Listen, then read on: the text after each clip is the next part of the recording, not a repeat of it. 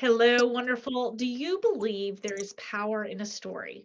Power in telling your story, power in changing your story, power in living out your story. We have Jesse Cruz here who loves the power of the story and runs storytelling competitions and all these really cool things that I know that he will tell you about.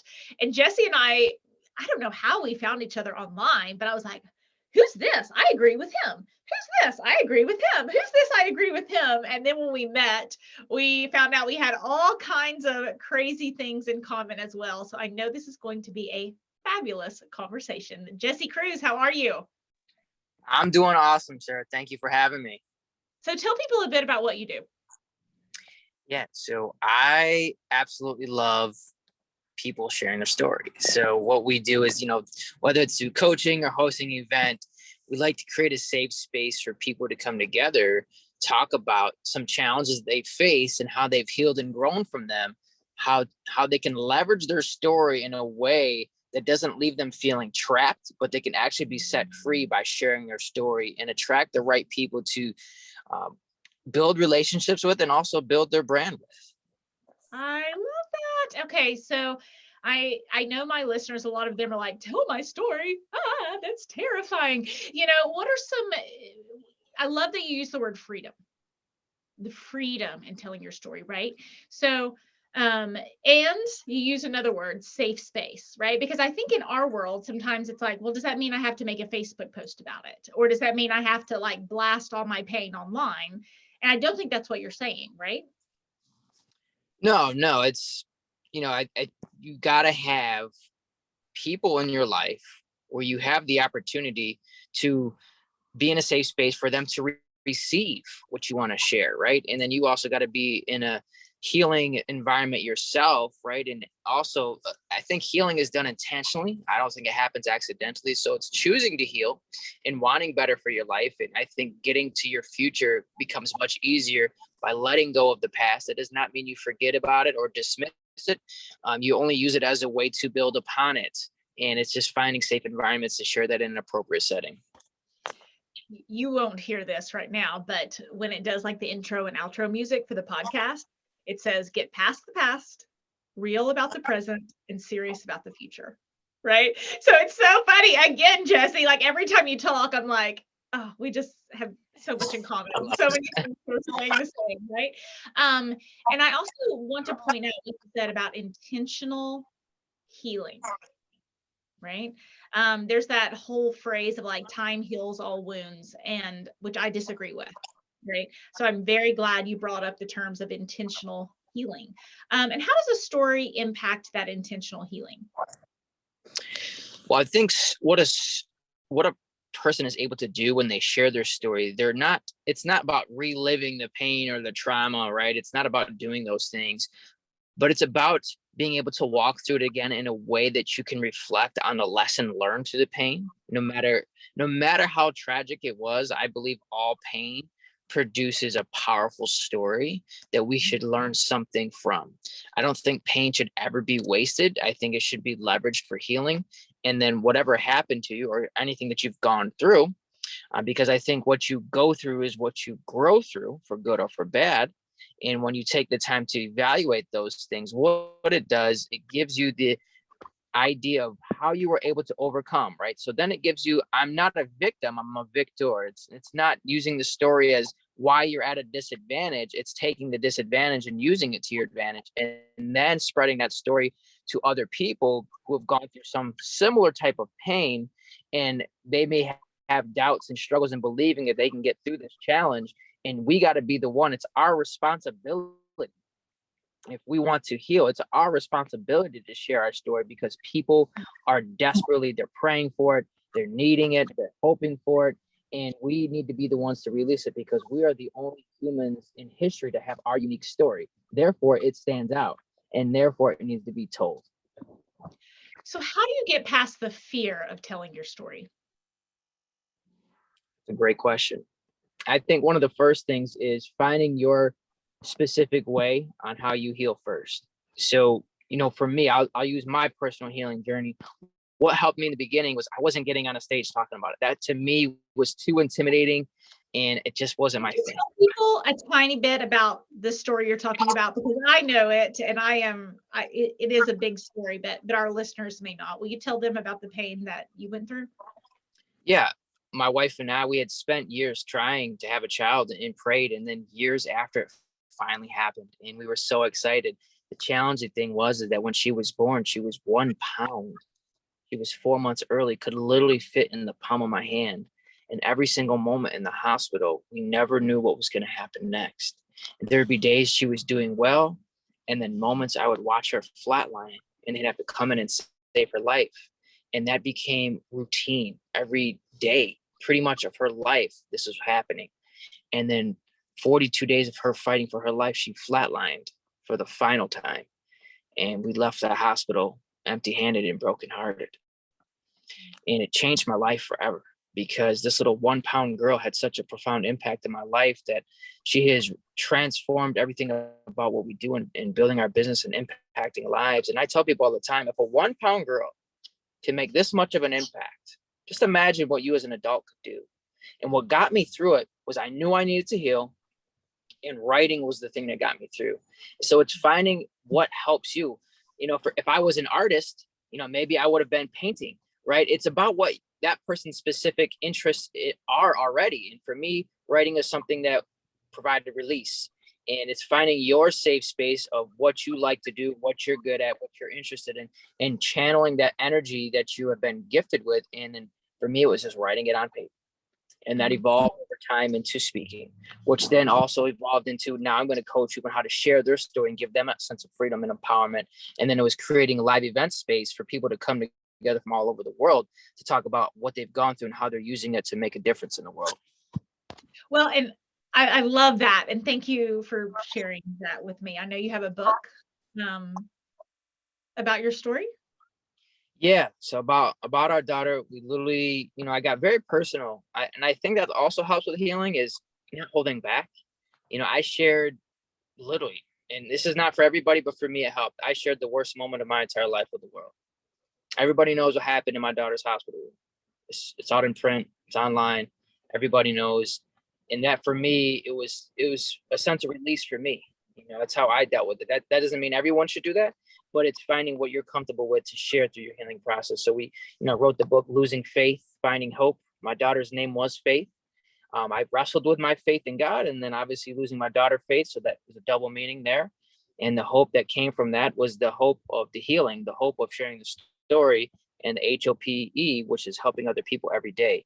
And so both have a double meaning. And what we've done is utilize the pain that we've gone through and find a way to encourage people to share their stories. So they don't have to experience the pain that I felt early on, feeling isolated, alone, and trapped, and no one would understand. Now it's creating that supportive community of people who are ready to listen, learn, and love on you through your pain.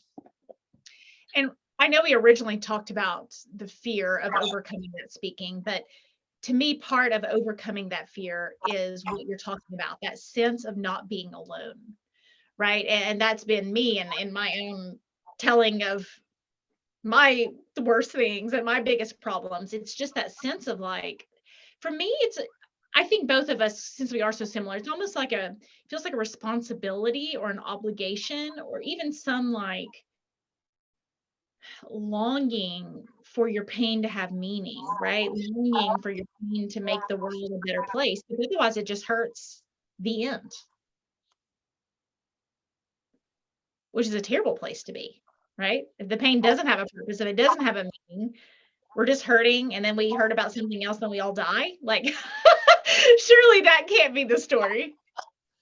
Yeah, I think that when people think about their losses or their setbacks, their challenges, their crisis, their pain, it's really not about the painful event that happened as much as the meaning you attach to the painful event. I thought when my daughter died that my life was over because I had lost my sense of purpose.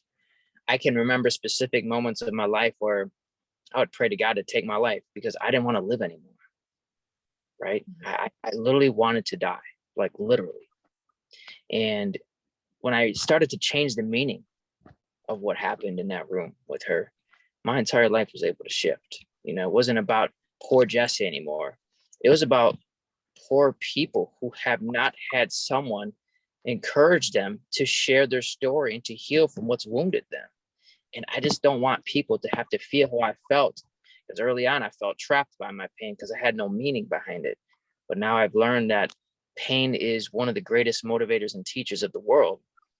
And if we allow it to teach us and attach some impactful meaning to it, it has the power to literally change our lives. And then once one person's is changed, then they can change the lives of everybody around them. There was an interesting TV show called The Good Place, which is not religious in connotation, though it's kind of like a play on heaven. And I won't give away too many details from the show. It's a very like cute and clean show for like options now. So many things on TV are just like everyone's, it's just very haunting or whatever. It's a very light and cute show. But it went at one point and visited like somebody like Einstein or Michelangelo or somebody just brilliant. And this person had been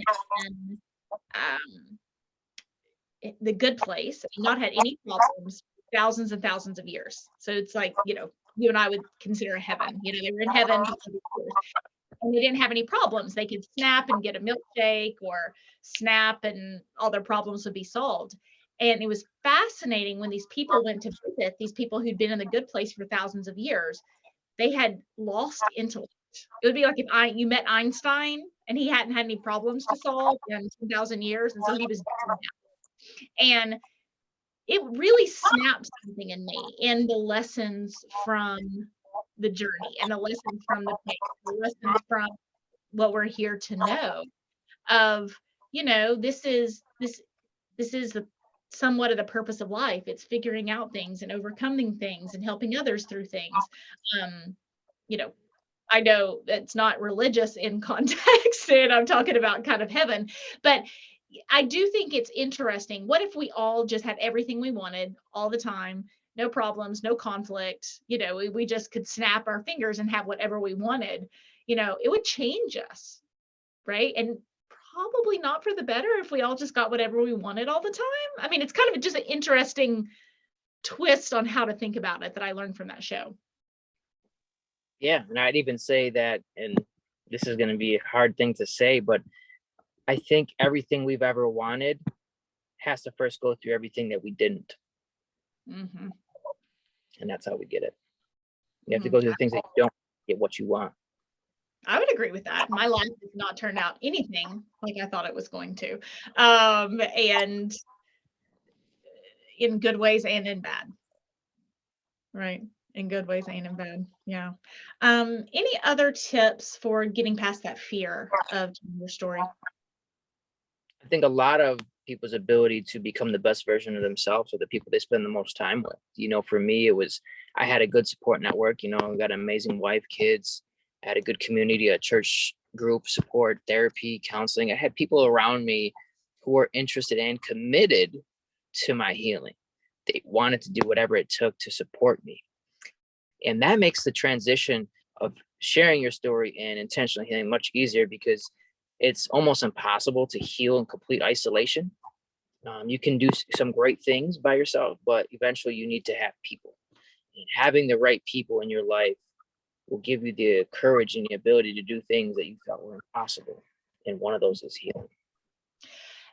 And I know you consider yourself, right? I know you're faith-based, and you still said that we need people to heal. And I do want to say that out loud to some of my listeners, because, in the Bible, there's so many, I mean, even Jesus wasn't isolated. He had his 12 disciples. Like, there's so many stories and examples in the Bible of healing through community and healing through, that helping, asking for help, getting help, right? And I think I just want to say that because I know your faith background. I just want to say that because I think one of the most dangerous lies people tell themselves is, well, I'll just kind of pray about it and kind of try to heal in isolation. And I'm glad you're praying. I'm glad you're reading your Bible. And I can't find a biblical concept of that isolation. I don't see it working for people very well. And it's not as a lack of God, it's a lack of God's structure of us helping each other and needing others. Would you agree with that? Yeah, I've tried the doing life by myself thing, and it never worked out too well for me. Mhm. I've never heard anyone say I healed completely on my own, or even through some type of isolation, without some type of community and other people pulling. And I think God made us social creatures. Yeah, and it's the humility of saying I need help, right? It's that humbling piece of like, okay, I can't do this on my own. That's part of the spiritual journey, I think, certainly in my own life. Yeah, most definitely. We were created for community. Absolutely. Absolutely. Thank you for that, because I know there's a lot of people who are trying to do it on their own in some tricky ways, and it breaks my heart. It breaks my heart. So I'm glad we could say that out loud. Jesse, where can people find out more about you, your book, your work, all that good stuff? Yeah, they can connect with me right on Facebook, Jesse Cruz, or Instagram, Jesse Cruz Speaks, or emailed me directly, authorjessecruz@gmail.com. Awesome, Jesse. Thank you so much for helping us on our journey to tell our story, to be compassionate and courageous storytellers, and for helping us become toxic person proof. Thank you, Sarah.